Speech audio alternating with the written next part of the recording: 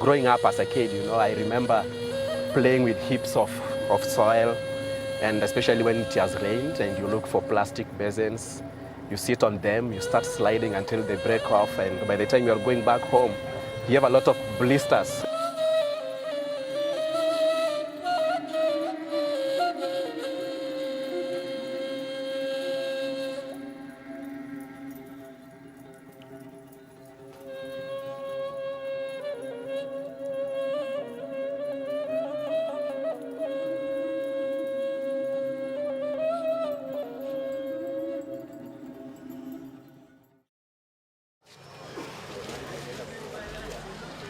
Social marginalization in Kenya is a huge challenge that is felt not just in the villages, but also in the cities, and more so, the informal settlements.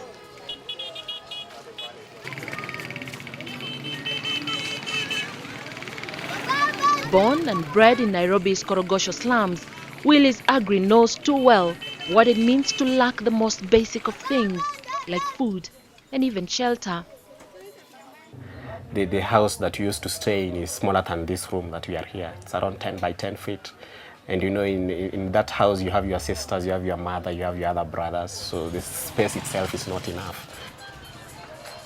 Outside also, there are not enough spaces where kids can play. So some of us, you have to be creative in terms of looking for ways in which you could engage in social activities. And that's why you will see so many youth probably hanging into guns and doing other activities, because they don't have enough space where they could explore their skills and their talents. Ford Foundation's International Fellowship Program offers grants to individuals from marginalized communities with limited access to higher education. As a requirement of the International Fellowship Program, potential candidates need to have excelled in their education and show leadership qualities. In the year 1998, there was a cholera outbreak here in Korogocho. Around 100 people died. And we said, I was in high school, and we said, what can we do to give back to the community? Because cholera is a hygiene issue, and people just need to be taught how to do basic sanitation and stuff. And that is how we ended up coming up with this community newspaper called Korogocho Mirror. So it's out of this newspaper that we did a lot of awareness creation on the same. For those who chose to study abroad, their experiences were varied, and culture shock was just one of the many challenges. You end up going to the streets of Washington, D.C., and you meet poor people sleeping on the way, just like in Nairobi, and you get surprised. So even in the United States, this thing happened. Then at the same time, you go to other areas, you meet great people like Bill Clinton, and you wonder, okay, so these are the kind of people I used to see in the television. Now here I am talking to them.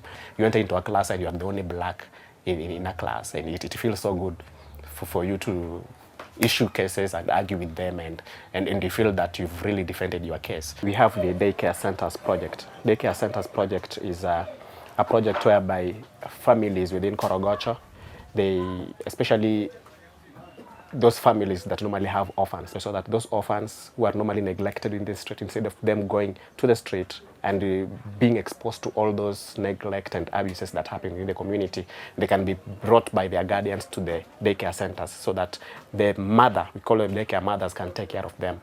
So at some point we had 114 daycare centers in Korogocho, but now it has reduced to 47 daycare centers, and one daycare center has got an average of around 10 children within the center. The kids are between, some of them as young as 2 years to around 6 years. We also provide them with meals, especially porridge and rice and beans during lunchtime.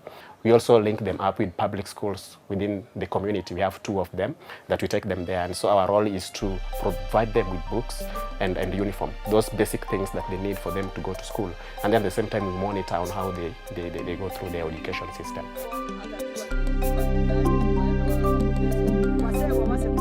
One of the things that I manage to help the community to do is to lobby with the government so that professional medical doctors can be brought here.